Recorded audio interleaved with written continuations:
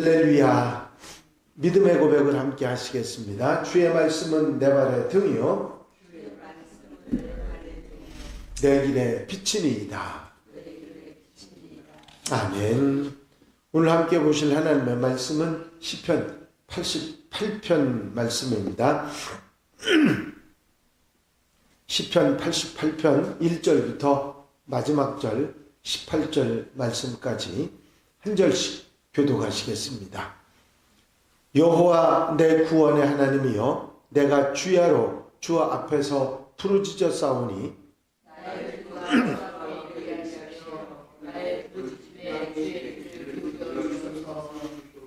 물은 나의 영혼에는 재난이 가득하며 나의 생명은 수월에 가까워 싸우니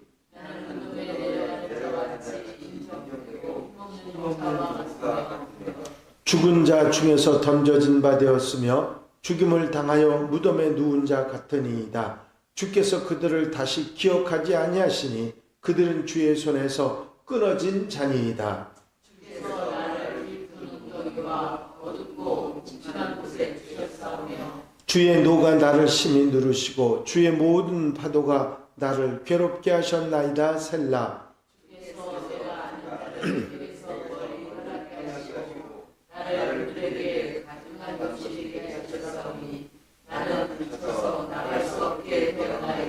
곤란으로 말미암아 내 눈이 쇠하였나이다. 여호와여, 내가 매일 주를 부르며 주를 향하여 나의 두 손을 들었나이다.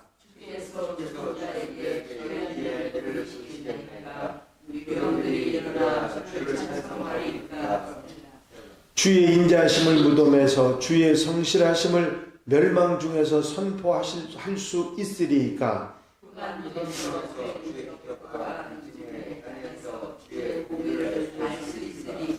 여호와여, 오직 내가 주께 부르짖어 싸우니 아침에 나의 기도가 주의 앞에 이르리이다.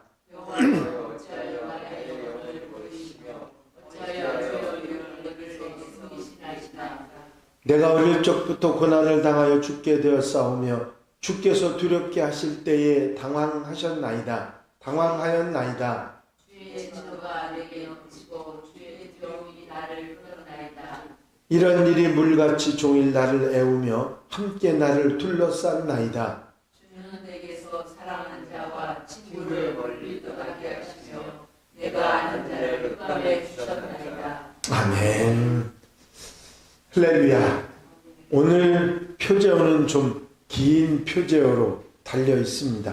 고라 자손의 찬송시, 곧 에스라인 헤만의 마스길, 인도자를 따라 마할랏 르한롯에 맞춘 노래라고 되어 있습니다. 고라 자손의 시편이라고, 고라 자손의 시라고 되어 있는 시편의 말씀은 모두 11편이 있습니다. 오늘 본문 이 시편 88편이 마지막 11번째 시편이지요. 그리고 고라 자손 중에 누구인지도 말하고 있습니다. 에스라인 헤만이라고 하는 사람인데 다윗 왕 시대에 헤만이 있었습니다. 여두둔 아삽과 더불어 3대 악장 중에 한 사람이 헤만이 있었는데 여기에 이 시편을 쓴 에스라인 헤만은 아닙니다. 그리고 솔로몬 왕 시대에도 헤만이 있었는데 그 사람을 에스라인 헤만이라고 말하고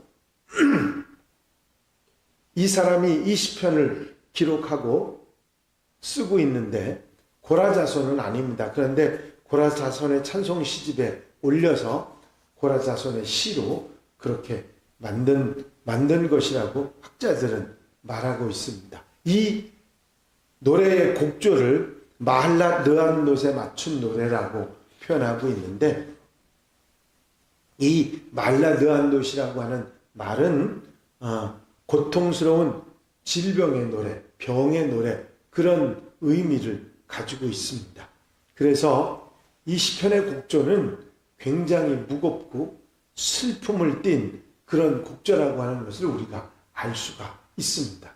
탄원시로 분류되는 시편 88편의 말씀인데 대부분의 탄원시는 보면 자신의 상황을 바라보고 이야기하면서 힘들고 어렵다고 하는 것을 호도하다가 하나님을 바라보고서는 다시 새롭게 소망을 가지고 하나님을 바라보고 찬양하는 것으로 끝을 맺는 것이 대부분의 탄원시들입니다. 그런데 오늘 이 88편은 탄원하는 것으로 시작해서 탄원으로 끝나는 그런 내용으로 되어 있습니다.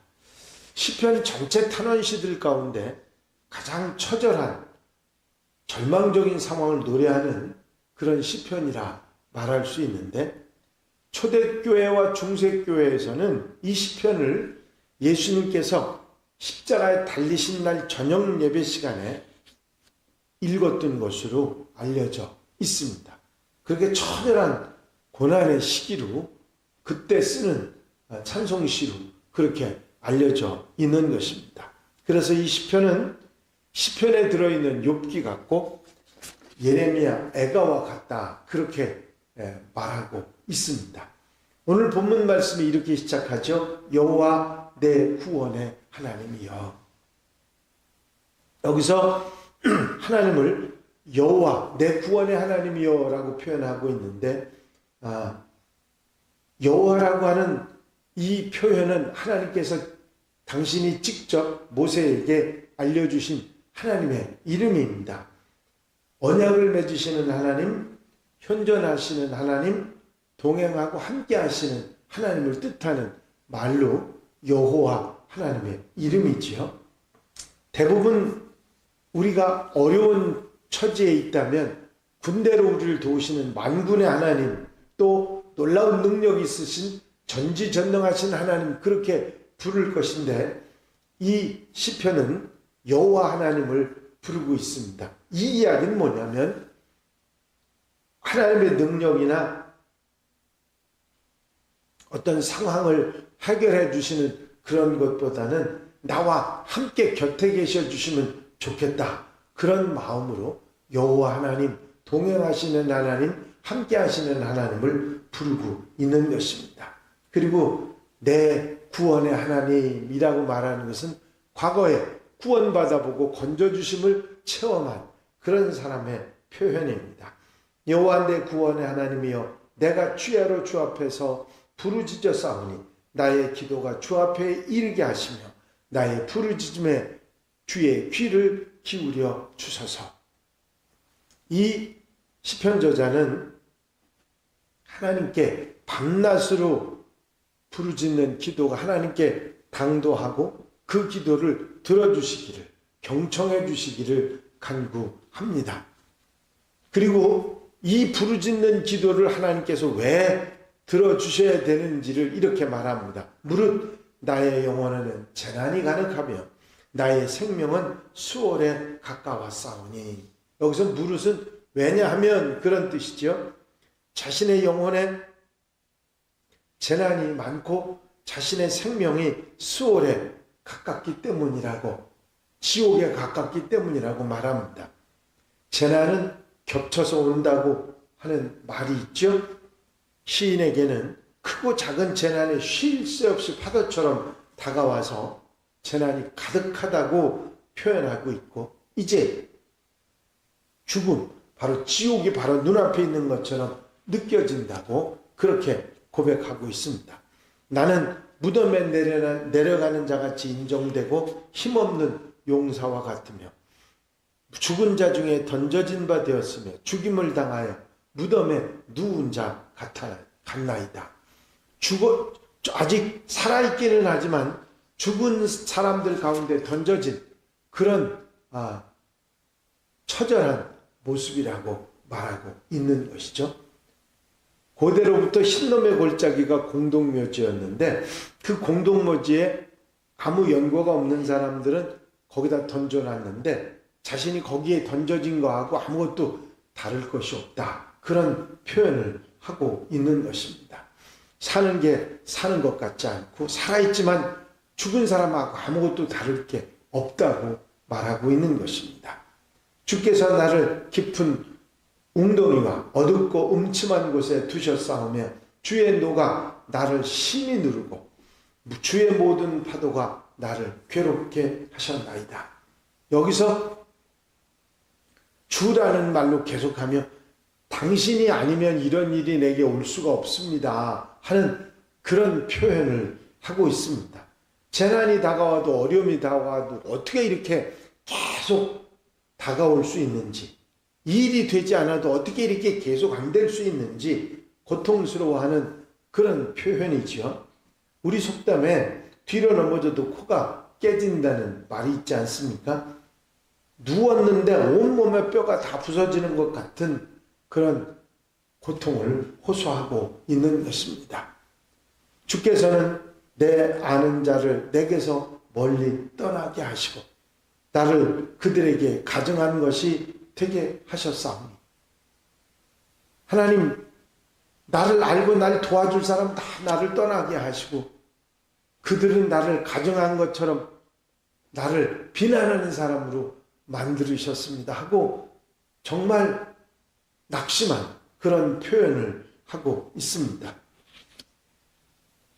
대부분 다른 시편에서는 이런 암담한 상황에 대한 토로를 하면 다시 포기하지 않고 주님을 바라보고 소망을 갖는다고 하는 얘기를 하는데, 여기서는 그런 얘기가 나오지 않습니다.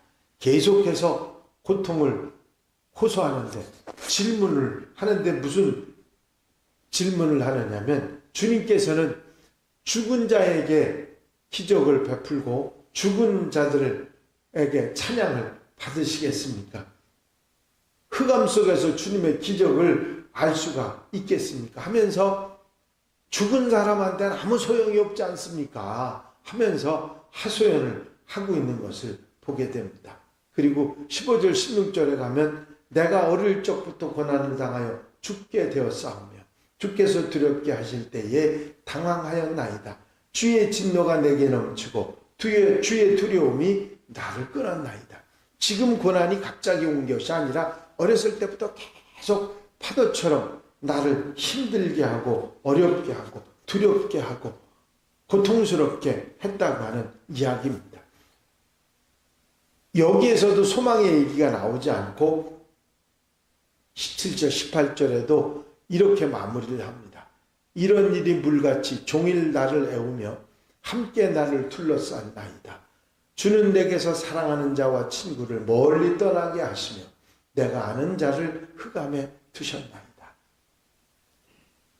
물이 빠지지도 않고 종일 장마친 것처럼 나를 덮었고 사랑하는 사람들, 친구들이 다 떠나게 만들고 어둠과 흑암만이 자신의 친구가 되었다고 한숨을 내쉬고 있는 것입니다.